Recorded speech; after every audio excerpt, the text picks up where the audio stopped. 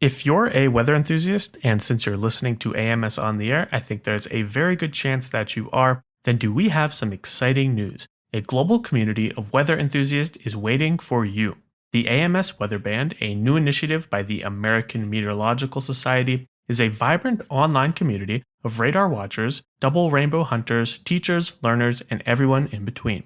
Gain cutting-edge insights about the weather that interests you the most. Share your love of science, from wild weather stories to jaw-dropping photos and videos. Gain exclusive access to weather experts, plus lots of fun content and interactive features. Learn all about it and join today at weatherband.org. Welcome to AMS on the Air. I'm Jeff Rosenfeld. I am Irene Sands. And I'm Dakota Smith. We're ready to podcast about all things weather, water, and climate. The deep learning can identify patterns, but can we actually use it to find new science? And that's turning out to be really, really hard, but I think we're right on the threshold of being able to do some fabulous things. The long-term dream would be able to find new science, to be able to find new hypotheses and then go out and test them. Anybody can be an excellent tornado forecaster by saying, no, there's no tornado. And yet that's not useful to anybody. So the deep learning models, to be really good, have to see lots and lots and lots and lots of examples. Hey there, and welcome to AMS on the Air, the official podcast of the American Meteorological Society. Today, we're featuring an interview with Dr. Amy McGovern, a professor of computer science and adjunct professor of meteorology at the University of Oklahoma. She is currently leading the newly founded NSF Artificial Intelligence Institute for research on trustworthy AI in weather, climate, and coastal oceanography. At the 2020 annual AMS meeting, Jeff and Amy took a dive into the fascinating world of artificial intelligence and machine learning. I learned a ton from this interview, and hopefully you do too. Can you help me understand what exactly would you say is deep learning? And is it a form of machine learning? Is it neural networks gone crazy? What is it? So I have a Venn diagram I used in the talk last year that we were just talking about, where we have AI that is the big circle that encompasses a lot of things. And then inside AI is machine learning, so in AI, you're trying to solve really hard problems and the computer's trying to help you in some way. And AI can include things that are not adaptive, whereas machine learning is about adapting things. So my non-machine learning AI example, because people always ask me, how do you do something without even doing learning, is Google Maps. Google Maps gets you from point A to point B, and that's an AI method, but it's not a learning method. And then the adaptation is the machine learning. That can involve a bunch of methods that I know that have been existing for a long time, like decision trees, regression. Regression's been in use in meteorology for forever. Right. And then you get into deep learning, which will be the next circle inside the machine learning. It is a part of machine learning. So deep learning is, I like your neural networks gone crazy. It's not really neural networks gone crazy, but it is in some way. It can be very deep neural networks, but it's neural networks that are focused on spatial data, particularly. So the transformation that was made was by doing convolutional filters across images that you actually cared about pixels that are next to each other, which is a low-level answer to your question, but it matters because in the traditional machine learning, one pixel that was next to another pixel were treated independently. But if you're looking at a storm, for example, the fact that one thing is right next to another actually really matters. It influences the development of the storm. So that's part of why deep learning has really taken off for meteorology as well, but it's why it took off in the image processing world, which is where it took off first. If I'm looking at your face and I'm trying to find your eyes, it matters that the pixels are next to each other. Yeah. And on my eyes, they are generally next to each other. Yeah, yes, okay, exactly. good. You would like them to be not independent samples of each other, right? So deep learning. And that's the convolutional part of it? So the tradition, deep learning isn't just convolutional learning, but it is the most common method in deep learning is convolutional neural nets. But I see a lot of other kinds. And one of your talks seems to get into this sort of, that there are many different methods of using deep learning. Or is this the lessons learned machine talk? learning? Yeah, probably. Lessons learned from trying to use this, and not just in predictive setting, but in actual learning, saying like we're getting some science out of the deep learning. That was the key part, was actually trying to get the science out, because the deep learning can identify patterns, but can we actually use it to find new science? And that's turning out to be really, really hard, but I think we're right on the threshold of being able to do some fabulous things. The long-term dream would be able to find new science, to be able to find new hypotheses and then go out and test them. The humans, when they're looking at data, are limited by what we think is happening. The machine is not limited by what it has any preconceived notions about, because it hasn't been to school and been told that, no, that could never cause a tornado, that could never cause this other event, these teleconnections, whatever it is you're studying. And so it might find something that people didn't think about. But you do sometimes tell the machine a little bit before it starts doing that learning? Like you don't set any parameters ever? Oh, there's lots of parameters. There's And lots yes, of- you yeah. do set them. You could. And You you could. need to constrain things physically. That's one of the things we'll talk about in the lessons learned talk, actually, because if you don't give it any physical constraints, it can find really unphysical answers. And thus, you don't necessarily find any interesting new knowledge. You find something that is really correlation and not causation. Yeah. So that's what you see. When you see something that's unnatural, it's correlation more than causation. It's kind of, yeah. Yeah. Or just the machine not knowing that you can't go below 0 Kelvin, for example. I mean, we've seen it do that. It's Wow. like you're trying to Yeah. find the optimal answer to optimize a question, and it says, well, here's the optimal answer. And you look at it, you say, that's not even physically possible. But it doesn't have any way of knowing that, so you have to tell it that. But I think once we can, and those algorithms are just beginning, by the way, to get the physics into the machine learning and to constrain it. I think once they're much more robust over the next few years, you're going to start seeing actual new science being discovered. That's pretty amazing. But how will you know that it was science? What will be the, is it the way you set it up, the way you set up the neural networks and how you pile them on top of each other, or There's going to be a human involved at the end, is the answer to that. Yeah. I don't think the network is going to say eureka and run around the town. okay. I think that the network is going to say, here's a couple of things I found. And the human's going to say, that's interesting. That's confirmation bias. That's interesting. I already knew that. I never thought of that. Let's go look at it and investigate it further. And finally, there'll be a human that says, eureka, that's really cool. Yeah, but you don't think the computer will ever figure that one out? Well, Or I'm at not least going to not say sooner. never. Yeah. I'm not saying never because someday it will, but not in the next 2 or 3 years, I think. Okay. 2 or 3 years is a short time frame in terms of a career, but amazing. Look at what in this AI is field. doing. Yeah. When did the AI boom start? And I know that you're telling me that it's a exponential curve. So I don't know if you can pinpoint a starting point there, but what set it off, first of all? I mean, you're asking somebody who got their PhD in AI a long time ago, right? So I thought Right. AI was cool forever ago. So But- you're way early on the curve compared to us. And I've been trying to convince the AMS community that, AI was cool for a number of years. And it's been like, yeah, that's cool, but low level. And then all of a sudden, so I'll have 2 answers to your question. AI boomed outside of meteorology, I think, before it boomed inside meteorology. So AI has boomed outside meteorology probably within the last 5 years. I mean, the image recognition tasks that I gave in the beginning, maybe 7 years ago, really caught the attention of a number of fields and said, wait, we could do that, right? So it started to boom in healthcare. That was one of the big wins. It's starting to be, the image recognition was a big win. They're tracking your face everywhere you go. They know But that's exactly who you are, in and it's healthcare, commercialized. though. In healthcare, Yeah. you can find cancer, and if you can work in conjunction with the doctors, you could perhaps find cancer much more reliably, much more cheaply, much more effectively, right? Is cancer an image recognition problem in Yes. the imaging, like when you're looking for tumors or various? Okay. So looking through the X-rays, looking through MRI, trying to find the anomalies. Are they also using it in medicine to predict whether you're going to get cancer soon, or beyond just genetic predispositions, or? You should interview John Williams from IBM and ask him that because he Okay. works for IBM. And Watson was trying to do some of that. I don't know its current status. And he's a past chair of AI too. So All right, I will. We get to that. Yeah, so I'm just trying to get a sense. Okay, so the science, because we're going to aim to get to that point where AI is doing science. right now, I would say a lot of the applications are integrated with the humans, right? And partly that's just humans. Humans don't want to be taken over. And doctors feel pretty much the same way that forecasters do. They want to be in the loop. They spend a lot of time training for this, and they know what they're doing. But, they get tired. They make mistakes. And so if they have, for example, a system that's providing backup and saying, hey, instead of looking at this whole image, you need to look at this small image and see if that's cancer, they can even do better than if they had not had that system in the first place. So the hope with a lot of the operational AI that we're trying to work on is to do something similar with the forecasters to prevent fatigue. They're having overload of all this data that's coming in. So can we highlight this region? You need to look at this region. It's probably really likely to be prime for severe development in the next few hours. You need to look at this region. There's a tornado that's just about to drop. Those kinds of things. They're already looking at that, but if they're in the middle of an outbreak, they're looking at so many things that having something that reduces cognitive overload will be really good. Yeah. But none of that's new science. That's like the beginning of the AI. And I think that's also part of how meteorology started to pick up the AI, because we started to develop these methods that we could show actually did some of that and that they could be helpful and they could improve the predictions and they can work in conjunction with the humans. I'm just sort of surprised that, I guess you're a prime example, but that people who were trained in computer sciences and understood what AI could do didn't immediately go right to climate and weather people and say, you guys have these huge data sets. We can train AI to do so much with that.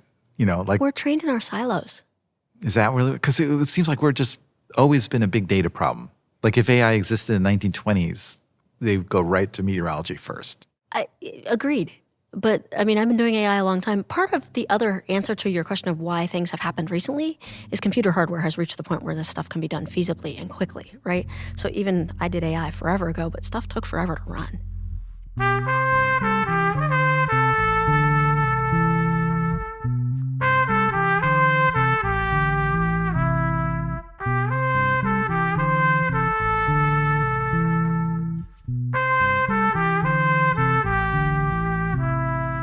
Flood forecasting is actually the place where I see it the most there.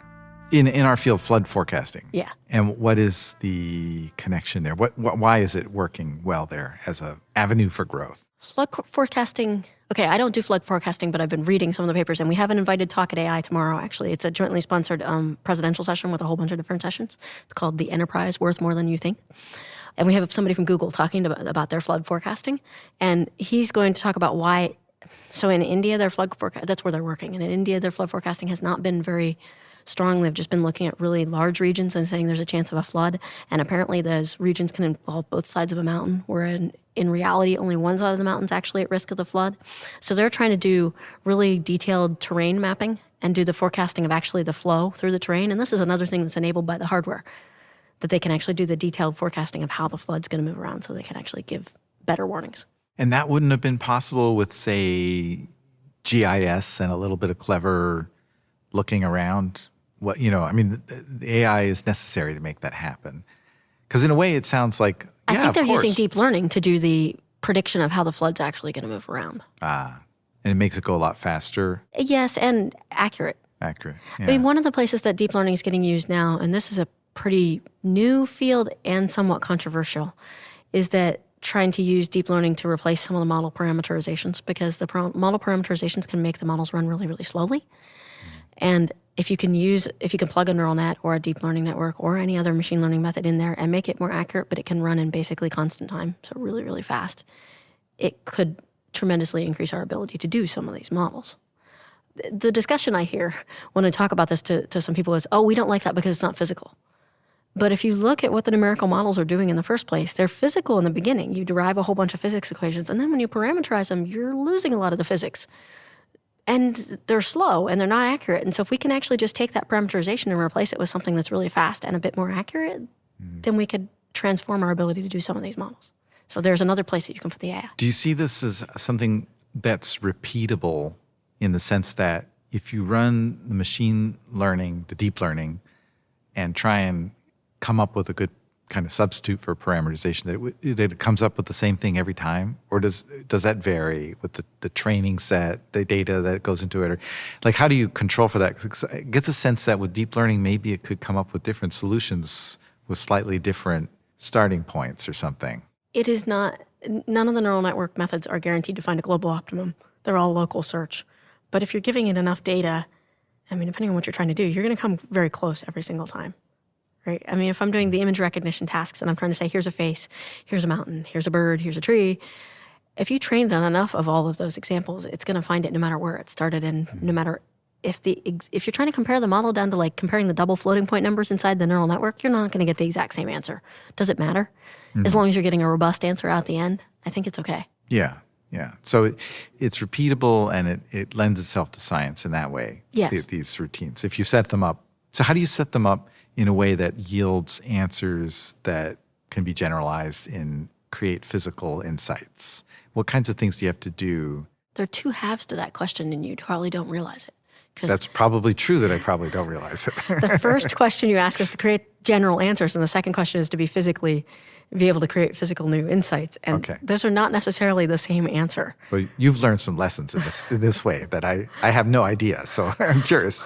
Well, I mean, the first one is, one way to make the models robust is to do something where it's called data augmentation. So you take in your data and then you augment it by, for example, rotating it and adding noise and things like that. And I just gave a talk on my way into AMS. I went and visited another university before I came here, and all of the atmospheric scientists all said, you can't rotate a tornado and expect it to do something, physically plausible. We just put it into the network just to try it, just to see what would happen, and it vastly improved our results. And we said, fascinating, right? What we had already put in and we expected to do better was to do things like translate the storm over just a little bit, move the storm up or down, left or right, and then just add random noise. It turns out that doing those kinds of transformations really improve your robustness of your answers. But then the question is, can you take a storm and rotate it by 90 degrees? Can you take it, rotate by 180? Do you still get the same storm? I know that you don't, plausibly, because the world is oriented a particular way. But on the other hand, does the model need to know that the storm can't necessarily present that way? Because you can't guarantee that your storm's always going to be exactly pointing the way that you want it to point. Maybe it'll be off a little bit. So maybe you just rotate a little bit and you give it a lot more robustness. And that leads to the second half of your question, which is trying to get the physical answers out of it. You have to be able to give it good data in to get the good data out, right? Yeah. So you have a lot of control over all those things. Yes. And the other half of the answer to this, by the way, is that you have to give it tremendous amounts of data. You have to give it so much data that you need a lot of disk space, a lot of memory, which is another thing that all the hardware has enabled. That's the thing that the cloud has enabled. Tornadoes are rare events, whether or not you think they're rare events. They're rare events. They don't happen at any given point in 3D space. They don't happen most of the time. And anybody can be an excellent tornado forecaster by saying, no, there's no tornado. And yet that's not useful to anybody. So the deep learning models, to be really good, have to see lots and lots and lots and lots of examples. Yeah. One of my former students is working on some hurricane stuff right now, and he was talking to me about it before the conference and talking about how rare the hurricanes are. They're even more rare than tornadoes, particularly the hurricanes that are high impact. Yeah. And we can't just go out and generate more hurricanes. We can't go out and generate more tornadoes, but we can do this data augmentation that we're talking about so that we can generate more synthetic examples, so that we can create more robust answers. There's a model out there called generative adversarial networks that is used to generate synthetic data that looks almost real. It probably goes with the art that you were talking about earlier, where you feed it in. Basically, you feed it real examples and you feed it examples that it's generated, and you try to train it so that you can't distinguish between those two. And that's another way to generate some synthetic data that I think is going to be pretty promising over the next few years. Those are tricky to train, extremely difficult to get them to behave physically the way you want them to do. But David Gagne, who's the former student that I was talking about, has some really nice results on them. Yeah, that sounds interesting. Yeah, and indeed, that art example was a GAN, but I think they called it a CAN because they called it a creative adversarial network or something like that. I haven't read that one. But that's a cute idea. But yeah, I think GANs are going to be really powerful for cases where there's a lack of data and where we can create more robust things. Or where you seem to be leading with this, to me, I hear this bell in my head that says that the growth of AI is going to have as much impact or more, not just on the forecast process, but on the need for certain kinds of observations and quantities of observations, types of observations. So what is this? How is this going to impact, sort of moving back upstream to the observations? How's that going to impact the observing networks and needs, requirements going forward? It's going to impact everything, because if we need all this data, then we need tremendous amounts of data that we can share. But there are people creating tremendous numbers of new observing networks. So the university that I mentioned that I visited on the way here, I went to the University of Albany, and they have a new mesonet. They're running the New York State mesonet, which is like the Oklahoma State mesonet. They're creating a huge network of observation stations. Other places are doing, not that I know of, a statewide mesonet like that, but observing stations. I think this data is going to be ripe for AI, and we need more and more of it. But we also need that data that, like, the satellites that are providing lightning data and satellite pictures, we need that available for the AI researchers so that we can actually train on it. NSF came out with a call for artificial intelligence institutes, and I'm leading the call for one of these $20 million centers to create a artificial intelligence institute for environmental sciences. So we're trying to do atmospheric science and ocean science and eventually other kinds of environmental science, and trying to create like the nation's AI center for that. That is exciting. Yes. That is very, very exciting. Yes. Amy, thank you so much for all of this insight. AI is a big area, and even AI alone doesn't cover it. There's so many different acronyms that people need to learn. So go to the talks, listen to them online, and thanks for talking to us on AMS on the Air. Thank you. And that'll do it for this episode of AMS on the Air. Thanks so much to Dr. Amy McGovern for joining the show. If you want to learn more about this episode, you can find it online at ametsoc.org. To get this podcast in your app feed, click that subscribe button and follow us on Facebook, Twitter, and Instagram. We're at AMS on the Air. Thanks for listening and happy weather.